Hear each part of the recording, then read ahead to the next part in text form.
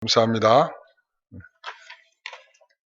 제목이 주보에 잘못 나가 있죠. 네, 다시 써주시는 은혜가 있어도 라는 제목으로 말씀을 나누겠습니다.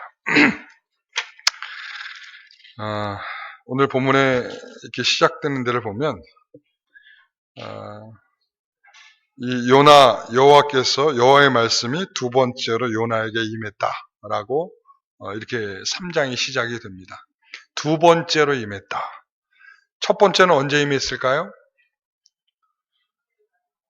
1장이죠, 1장에.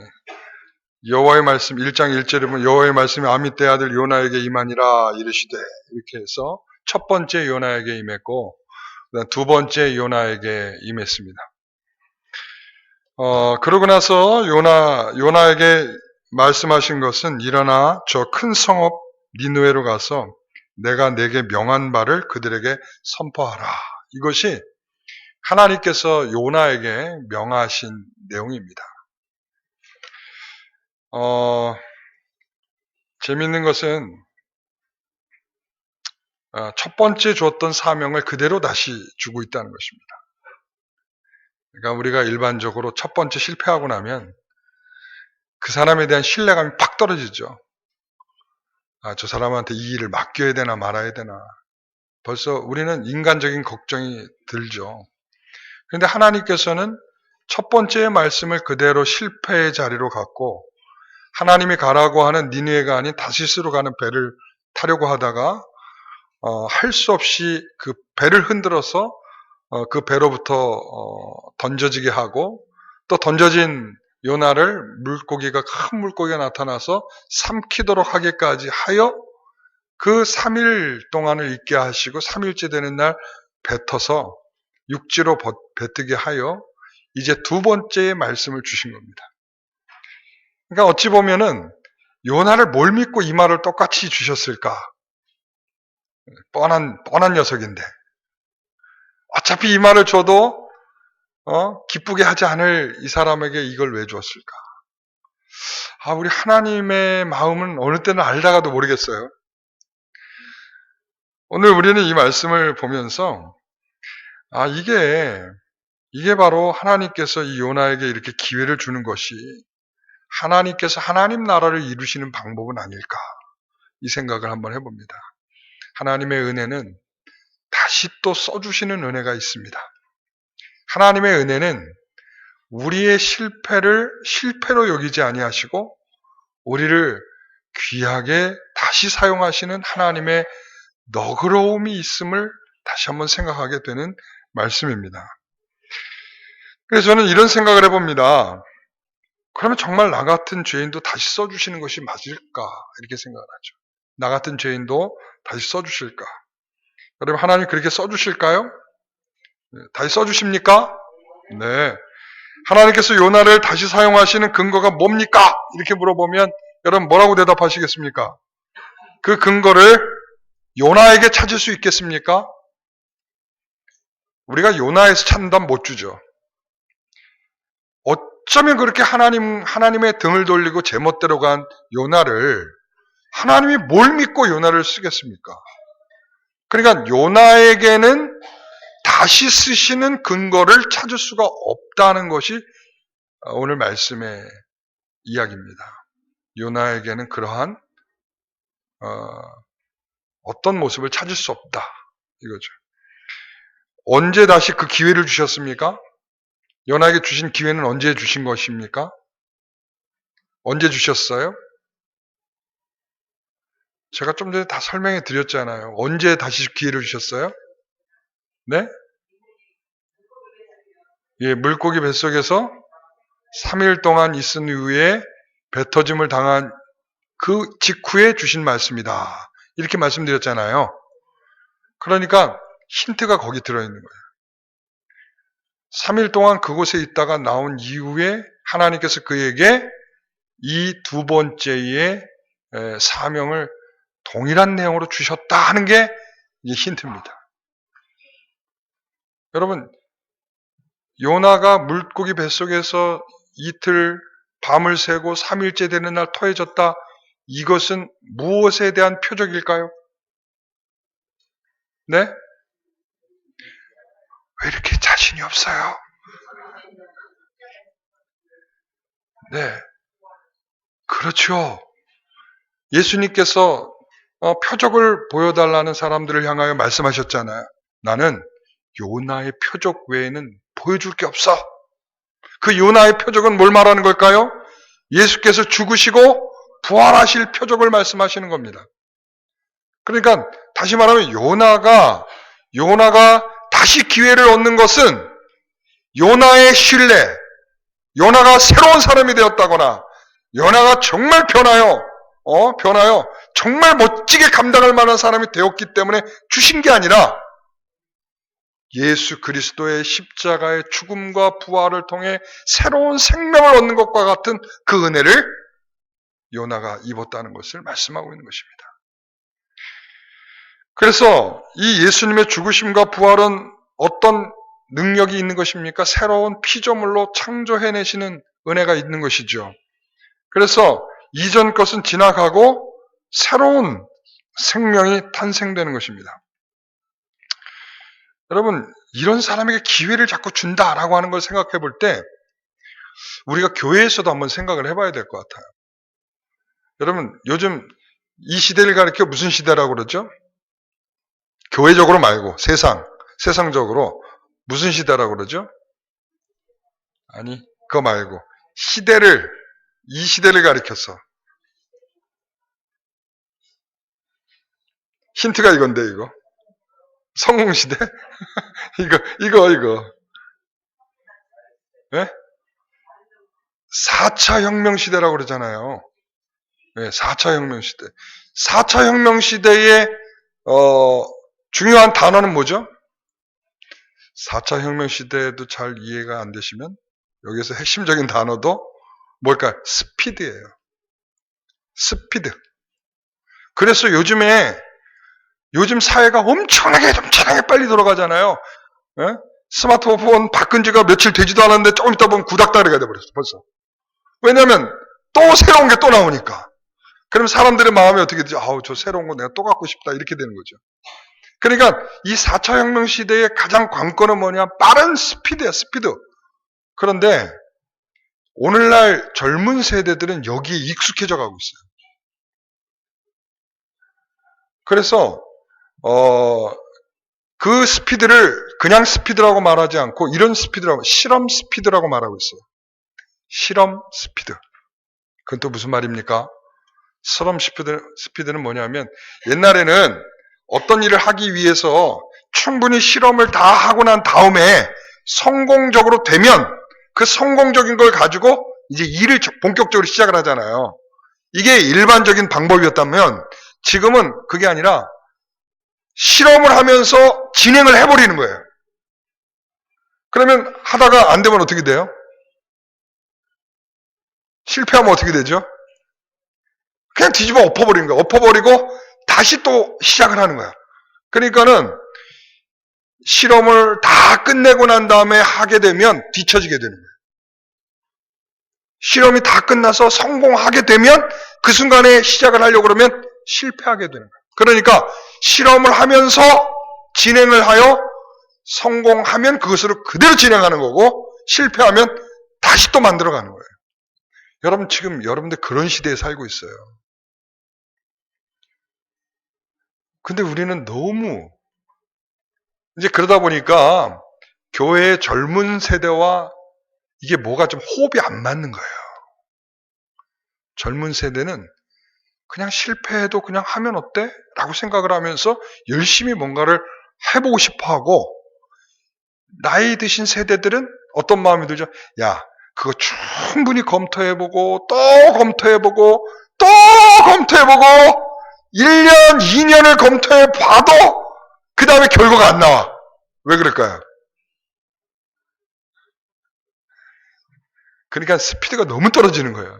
그러니까 젊은 세대들은 엄청난 스피드를 가지고 달려가고 싶어 하고 있는데 연세 있으신 성도 여러분들께서는 천천히 확실하지 않으면 안 가고 싶은 거죠. 그래서 교회는 지금 이 두 개의 충돌 지점에 지금 와 있어요. 지금 젊은 세대들이 말하지 않고 있는 것처럼 보여도 속으로는 다 그런 생각을 하고 있어요. 왜 저렇게 안 변하지? 저거 저렇게 하면 금방 될 일인데 왜 저걸 못하지? 왜냐면 발언권들이 없으니까 말하지 않아서 그렇죠. 저들한테 말하도록 한번 기회를 줘보실래요? 아마 여러분들이 생각지도 못한 말들이 막 나올 거예요.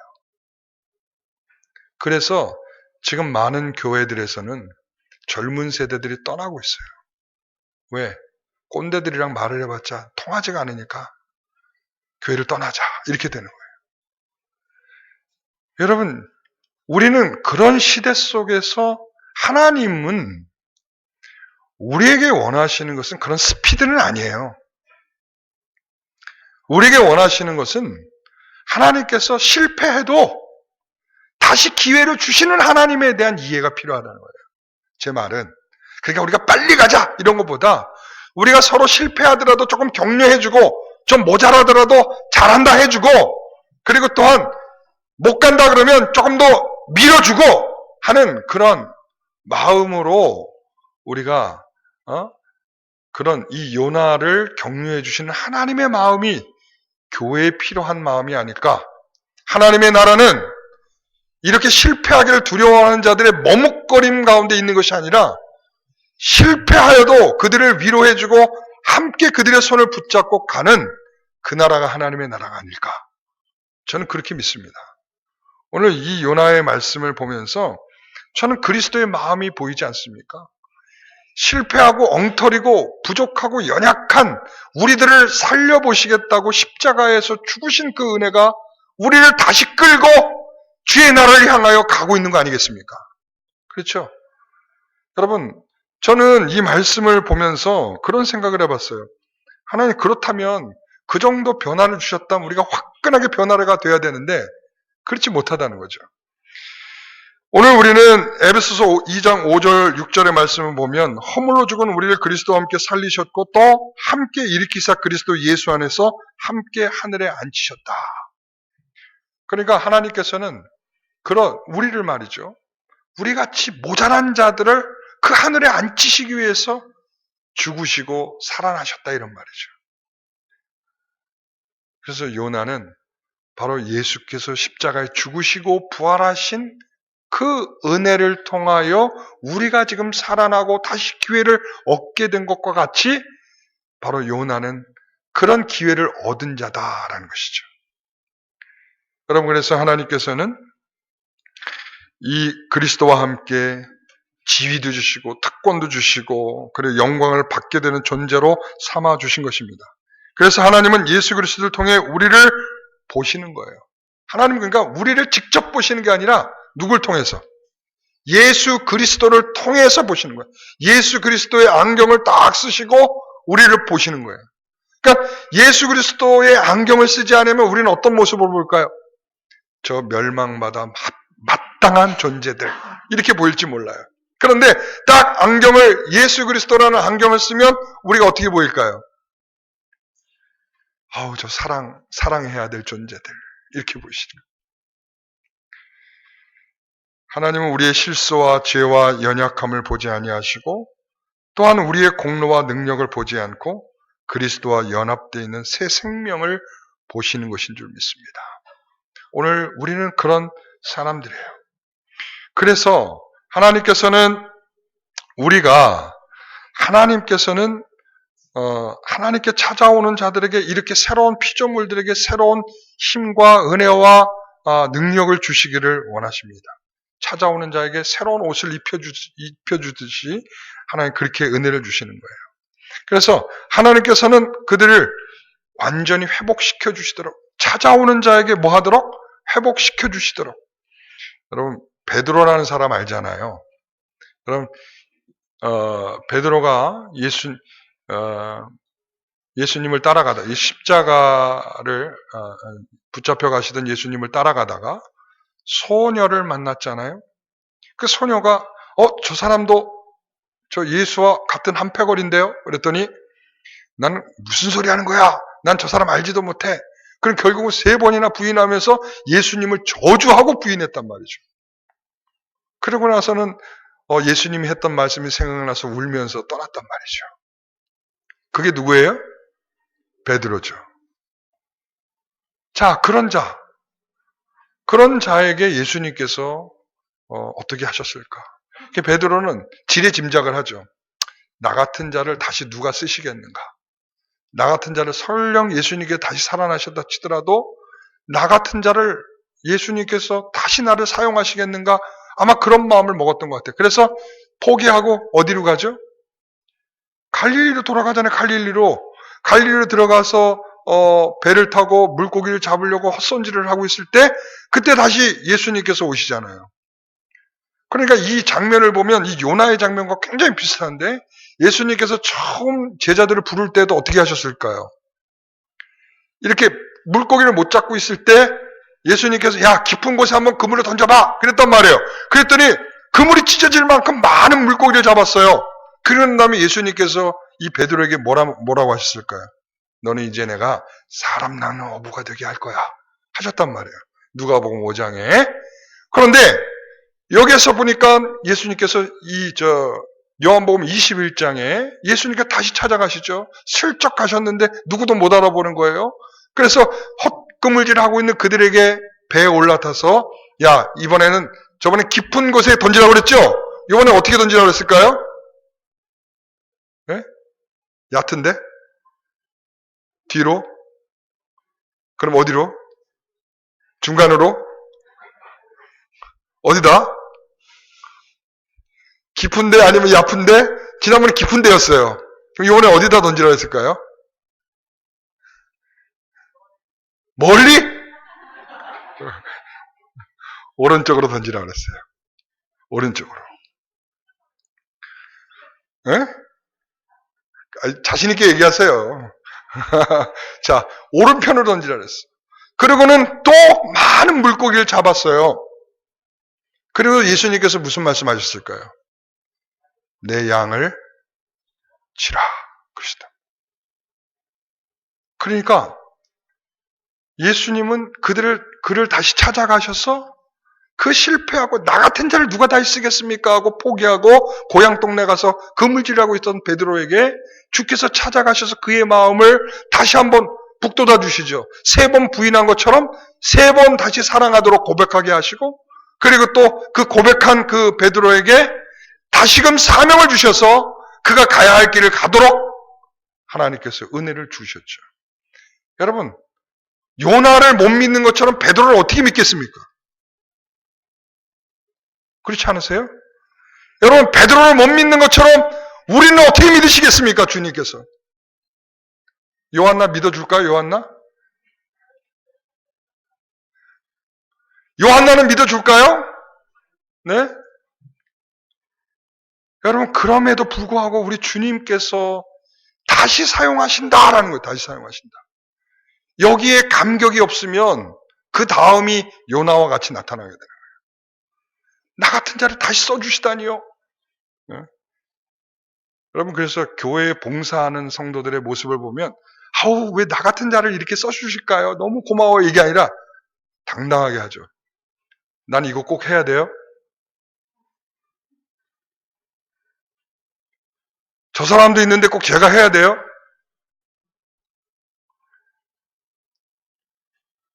정말 하나님이 내게 주신 사명에 대한 감사함보다 더 불평이 더 많은 것 같아요. 아마 요나가 그랬던 것 같아요. 여러분 오늘 제목이 뭐예요?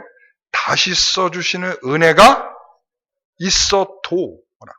이게 지금 긍정이에요? 부정이에요? 다시 써주시는 은혜가 있어도 하는 짓이 왜 요 모양일까? 여러분 그래서 오늘 또 읽었죠? 4장을 한번 보세요. 4장 1절 요나가 매우 싫어하고 성내며 벌써 요나가 바뀌었어. 정말 그 하나님께서 예수 그리스도의 부활의 은혜를 다 입고 나면 사람들이 정말 새로운 인간이 돼가지고 새로운 모습으로 정말 겸손하고 주의 마음으로 살아갈 줄 알았는데 어때요? 금세 성내고 싫어해지고 그러나 2절 여호와께 기도하여 이르되 여호와여 내가 고국에 있을 때 이러하겠다고 말씀하지 아니하였나이까. 이게 무슨 말이에요? 내가 그래서 니느웨로 안 간 겁니다. 지금 이게 무슨 상황이에요? 지금 3장의 말미에 지금 어떤 사건이 벌어졌어요? 자, 이 요나가 복음을 전했어요. 제가 금요일날 그랬죠? 얼만큼 복음을 전했다 그랬어요? 3일 동안 성을 돌면서 복음을 전해야 되는데 하루길만 다녔고요. 그리고 정말 충분히 하나님이 전하라고 하는 메시지를 충분하게 전했어야 되는데 그렇게 전한 게 아니고 한 문장으로만 자, 니느웨 성이 무너집니다. 한 번. 자, 그랬단 말이죠. 그랬는데 놀라운 일이 벌어졌어요. 니느웨 사람들이 그 말을 듣고 변화더라는 거야. 진짜 말도 안 되는 한마디를 듣고 말도 안 되는 변화가 일어났어요. 니느웨가 온통 뒤집어졌어요. 왕으로부터 시작해서 다 옷을 찢고 그리고 베옷을 갈아입고 금식을 하면서 짐승들에게 이르기까지 다 금식을 하고 기도하고 회개하라고. 그랬더니 하나님께서 뭐라고 그러셨냐면 하나님이 마음을 돌이키시다. 하나님이 마음을 돌이키셔서 그들이 마음을 돌이켜 주의 마음을 갖게 된 것을 통하여 그들의 죄를 용서하여 주셨다. 이렇게 됐어요. 그랬더니 요나가 매우 싫어하고 화가 나고 분노가 일어난 거예요. 내가 그렇지 않았습니까? 내가 이렇게 전하면 저들에게 저런 일이 일어날 줄 알았다고요. 그래서 내가 니느웨로 안 간 거, 내가 다시스로 가려고 그랬던 건데 왜 나를 이쪽으로 오게 하셨습니까? 지금 그 말을 하고 있는 거예요. 그리고 나서 그 다음이 굉장히 중요해요. 한번 보십시다. 주께서는 시작. 주께서는 은혜로우시며 자비로우시며 노하기를 더디하시며 인애가 크시사 뜻을 돌이켜 재앙을 내리지 아니하시는 하나님이신 줄을 내가 알았음이니이다. 저 은혜가 아니었으면 자기는 물고기 밥이 돼서 죽었을 거예요. 저 은혜가 아니었으면 알기는 알아요. 하나님이 저런 분이시라는 것을. 그런데 내가 싫어하는 사람한테는 그런 은혜가 간다는 것을 용납을 못하는 거예요. 자, 보세요. 3절에 뭐라고 그래요? 여호와여 원하건대 이제 내 생명을 거두어 가소서. 사는 것보다 죽는 것이 내게 나음입니다.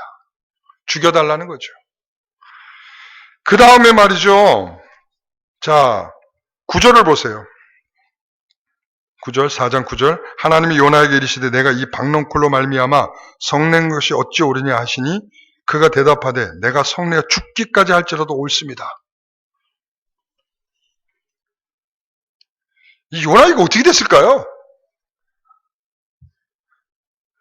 여러분 요나 이거 어떻게 됐을 것 같아요, 여러분? 뭘 어떻게 돼요?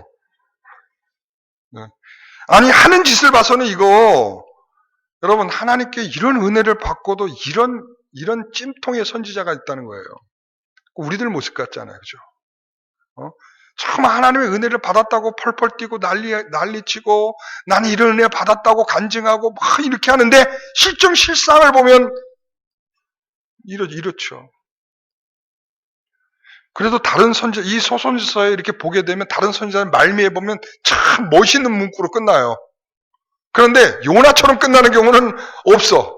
요나는 내 말이 옳습니다 하고 끝나는 거예요, 지금. 내 말이 옳습니다. 그랬더니 하나님이 진정시켜주는 말.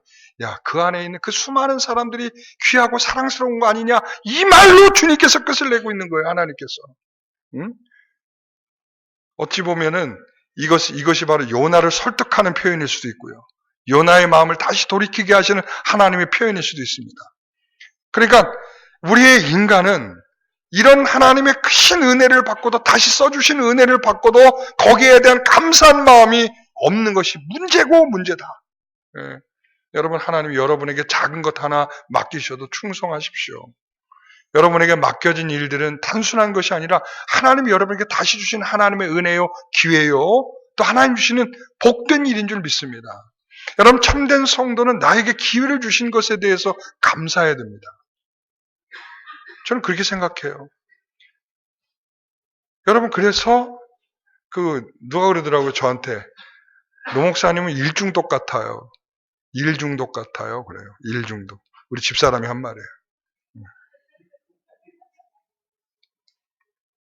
근데 사실 저는 일중독이 아니라 하나님이 주신 일을 소홀히 할 수 없음 때문에 그런 거예요. 저도요, 그냥 마음 편하게, 그래, 뭐 될 대로 되겠지 하고서 그냥 뭐 대충 하고 넘어가면 저도 쉬워요.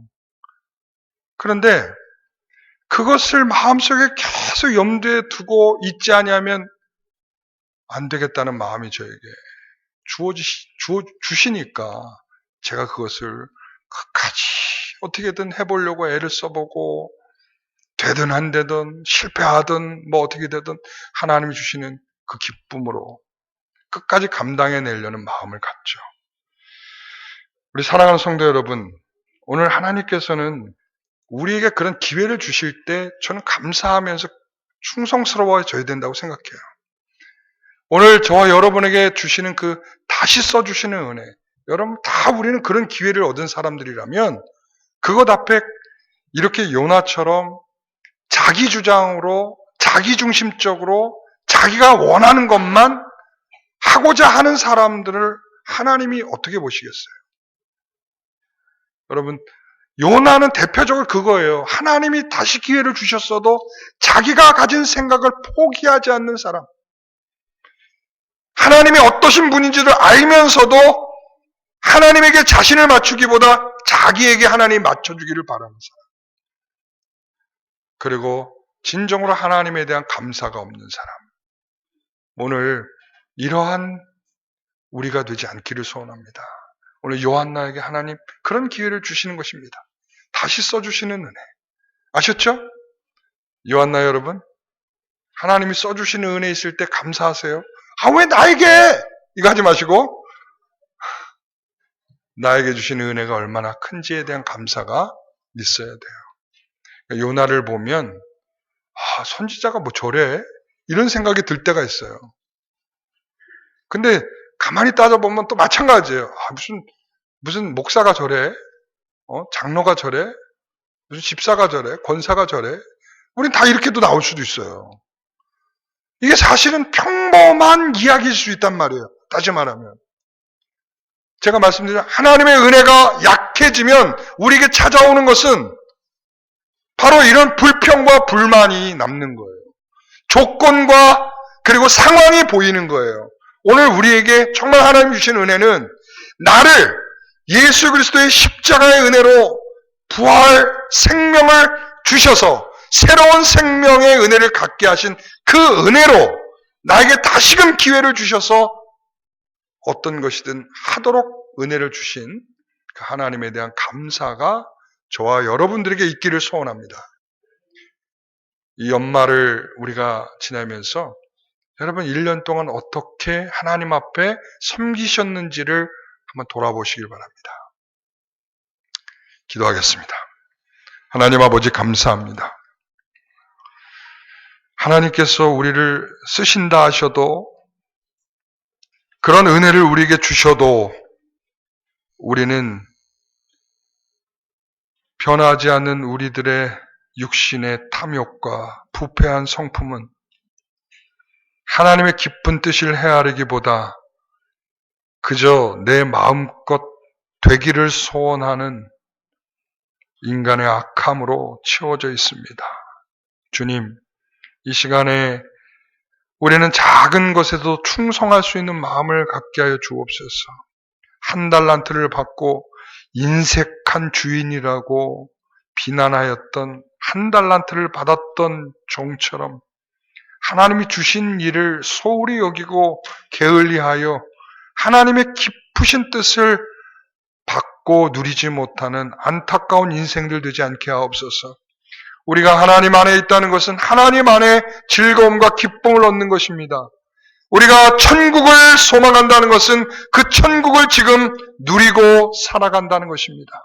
오늘 그리스도의 은혜로 우리를 구속하신 그 은혜의 삶을 우리 온 성도들이 함께 누리며 살아가는 귀한 종들 다 되게 하옵소서. 맡겨진 일들을 충성스럽게 감당해내는 하나님이 다시 써주시는 은혜에 감복하여 그 귀한 은혜로 살아가는 우리 요한나 또한 우리 온 성도들 되게 하옵소서. 감사하며 예수님의 이름으로 기도하옵나이다. 아멘.